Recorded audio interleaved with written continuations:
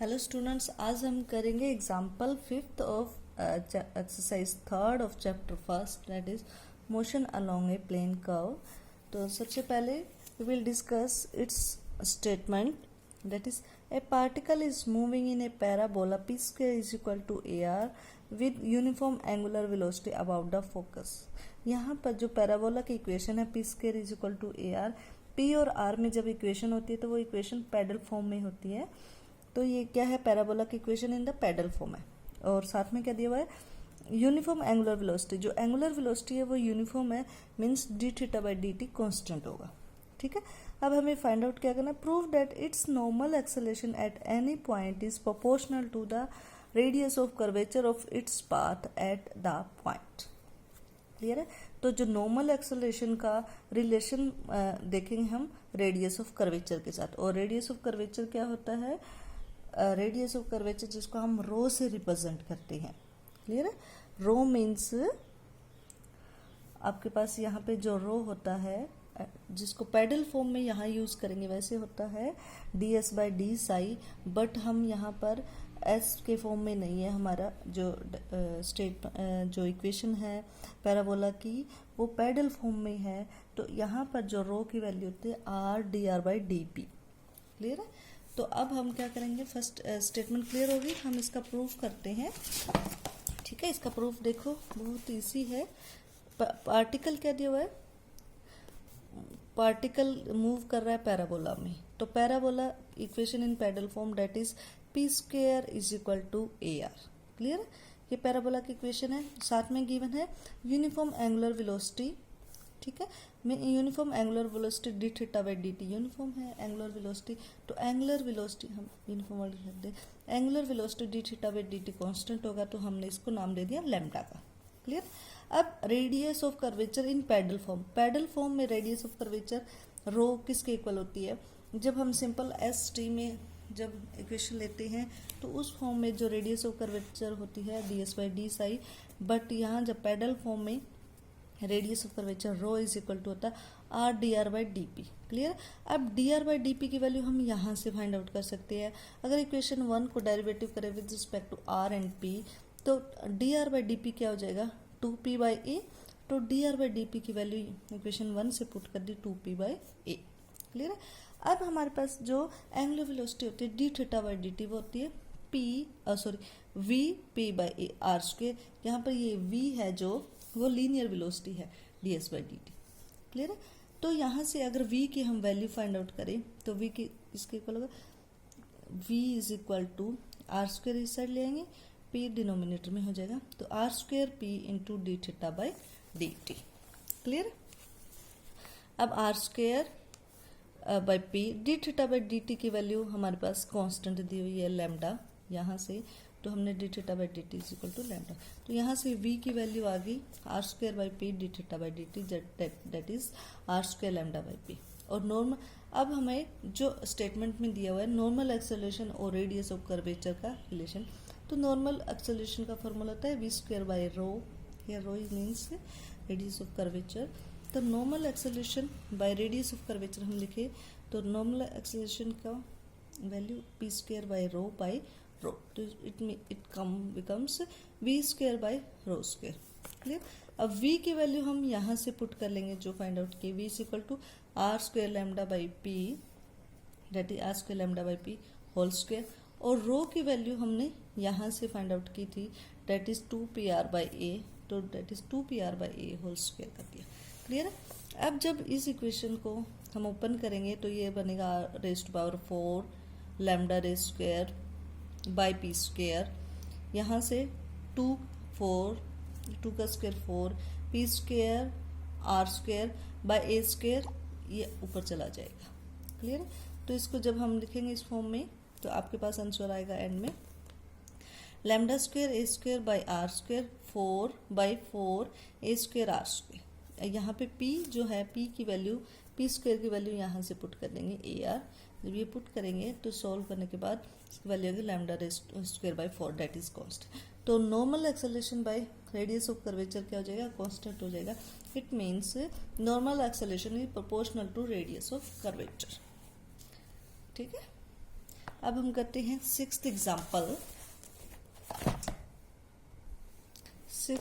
की स्टेटमेंट देखते हैं।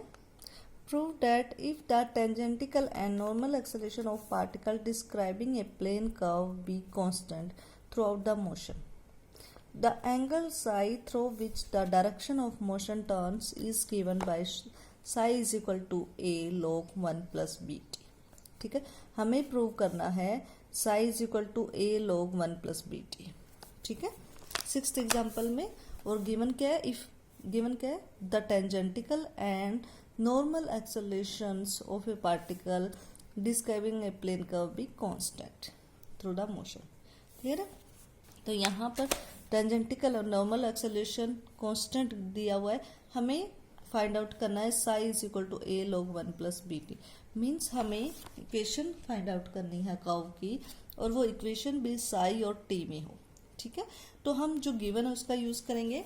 हमारे पास जो गिवन है दैट इज टेंजेंटिकल एक्सेलरेशन, जिसका फॉर्मूला होता है D by D T, constant है तो उसको मैंने लैम्डा कंसिडर कर दिया। Next normal acceleration is equal to होता है वी स्क्वायर बाय रो, वो कॉन्स्टेंट दिया हुआ है तो उसको हम म्यू कंसिडर करिए। अब आपके पास ये दो इक्वेशंस दी हुई हैं, इक्वेशन 1 नाम दे दिया मैंने इसको इक्वेशन 2, 1 और 2 दी हुई है। इन दोनों इक्वेशंस की हेल्प से हम कर्व की इक्वेशन फाइंड आउट करेंगे, और वो कर्व की इक्वेशन साई और टी में होना चाहिए। क्लियर है? तो देखो फर्स्ट इक्वेशन में D we by D T constant दिया हुआ था, तो मीन्स यहाँ से हम इक्वेशन वी और टी की निकाल सकते हैं। Means value of V in the form of T find out कर सकते हैं हम। तो देखो अगर फर्स्ट इक्वेशन को इंटीग्रेट करें तो आपके पास क्या होगा, v is equal to lambda T plus C by, where C is constant. Integrate किया फर्स्ट इक्वेशन को तो v की वैल्यू आ गई इन फॉर्म ऑफ टी।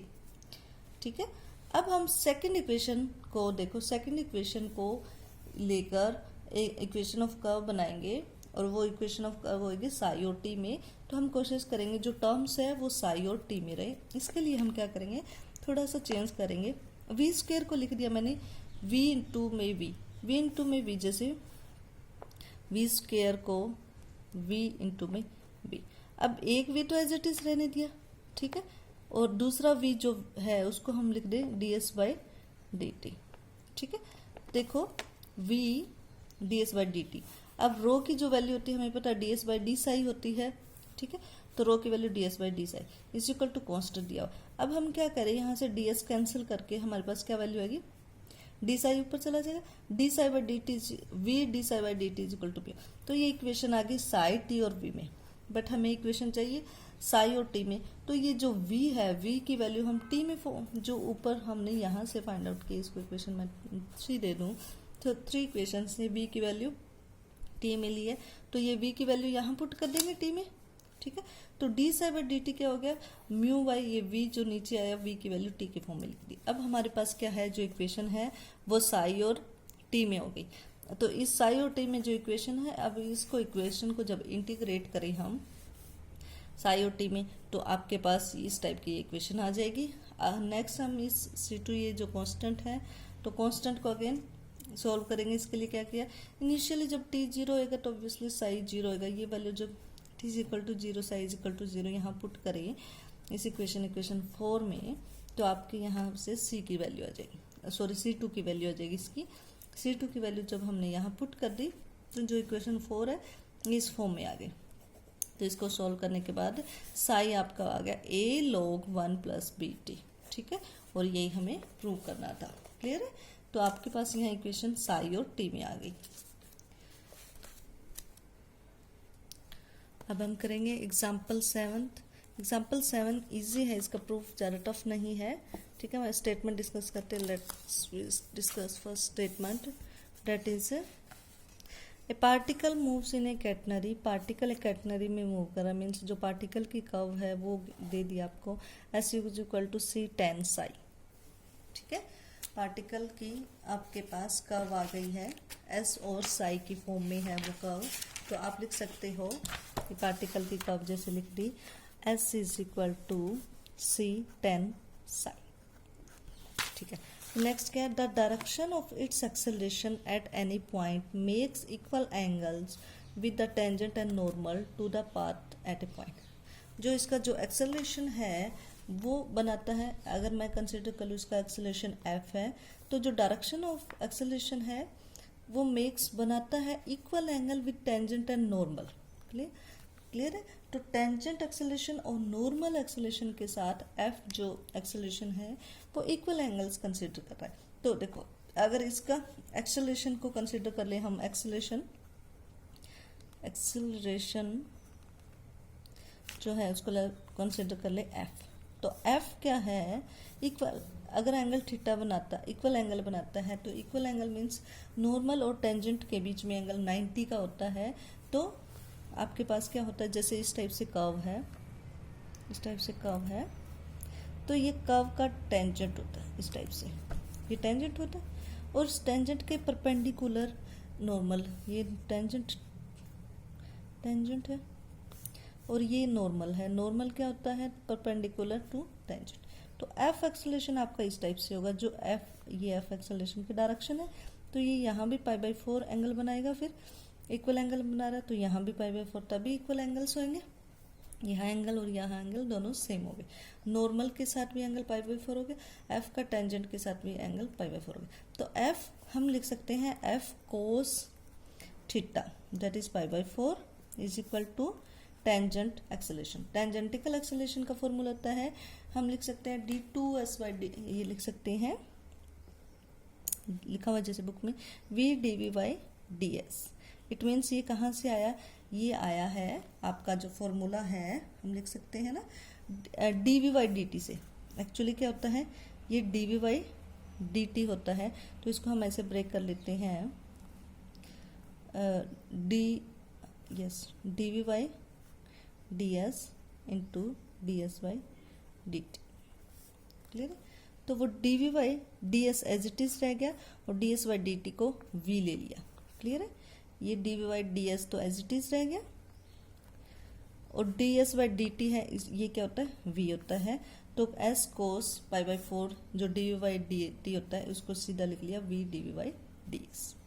ठीक है, ये इसकी एक्सप्लेनेशन है, इज इक्वल टू डी। ठीक है। अब next S F sine theta π/4, ये टेंजेंटिकल नॉर्मल एक्सेलरेशन के, नॉर्मल एक्सेलरेशन का फॉर्मूला जो होता है वो होगा आपका v²/ρ। क्लियर। तो आपके पास इस इक्वेशन को मैं नाम 1 दूँ, ये इक्वेशन नाम 2 दूँ, तो हम देख सकते हैं इसकी जो लेफ्ट हैंड साइड है वो सेम है, तो राइट हैंड साइड भी सेम होगी। तो means v dv/ds is equal to v²/ρ। तो इसको जब हम अगर सॉल्व करें, ठीक है, रो की वैल्यू यहाँ पुट कर ले, तो आपके पास क्या आ जाएगा, v dv/ds is equal to v², rho होता है आपका ds/dψ, तो ds/dψ और ये dψ ऊपर, तो यहाँ से क्या हो जाएगा आपका, जैसे इस v से ये v कैंसिल हो गया, ds से d कैंसिल हो गया, तो आपके पास क्या हो गया, अगर हम v ये नीचे ले आए तो dv/v is equal to dψ आ जाएगा। क्लियर है। तो इसको जब हम सॉल्व करें तो आपके पास क्या आ जाएगा, log v is equal to ψ plus a, where a is constant. ठीक है। अब स्टेटमेंट में देखते हैं आगे क्या दिया हुआ है। स्टेटमेंट में देखो हमने यहाँ तक पढ़ लिया, जो डायरेक्शन ऑफ इट्स एक्सेलरेशन है at any point makes equal angle with tangent and normal to the path of point, यहाँ तक सॉल्व कर लिया। नेक्स्ट दिया, if the speed at the vertex मतलब starting point means t is equal to 0, या फिर हम कहें हाँ वेलोसिटी, तो स्टार्टिंग में जब psi is equal to 0 bu, जब साई इज इक्वल टू 0 होगा तो जो वेलोसिटी है the speed of vertex where psi is equal to 0 bu। तो यहाँ पर इस इक्वेशन 3 में नाम दे दो इसको, तो यहाँ पर a की वैल्यू हम फाइंड आउट कर सकते हैं कैसे, जब साई इज इक्वल टू 0 होगा, ये गिवन है, उस केस में v की वैल्यू क्या दी हुई है, u दी हुई है। ठीक है। This implies log u is equal to 0 plus a, तो यहाँ से a की वैल्यू आ गई log u, means equation 3 becomes, equation 3 now becomes implies log v is equal to psi plus log u, this implies v is equal to u e raised to power psi। ठीक है, यहाँ से v की value ये है। अब देखो हमने स्टेटमेंट यहाँ तक पढ़ी थी, when where psi is equal to 0 then velocity become u, तो ये पुट किया तो यहाँ से show that the velocity and the acceleration of any point is given by this u e raised to power psi। तो velocity तो हमने निकाल ही ली है, v तो हमने फाइंड आउट कर ही लिया, v is equal to u e raised to power psi। अब हमें क्या फाइंड आउट करना है, अब हमें एक्सेलरेशन फाइंड आउट करना है, दिस वन। ठीक है, रिजल्टेंट एक्सेलरेशन होता है टेंजेंटिकल एक्सेलरेशन और नॉर्मल एक्सेलरेशन से बनता है। ठीक है, तो हम यहाँ से क्या करेंगे, s is equal to C tangent psi, इसका यूज़ करेंगे और v का यूज़ करेंगे, तो वहाँ से हम टेंजेंटिकल और नॉर्मल एक्सेलरेशन निकालेंगे। ठीक है, अब देखो सबसे पहले हम देखें टेंजेंटिकल एक्सेलरेशन। तो टेंजेंटिकल एक्सेलरेशन का फॉर्मूला होता है,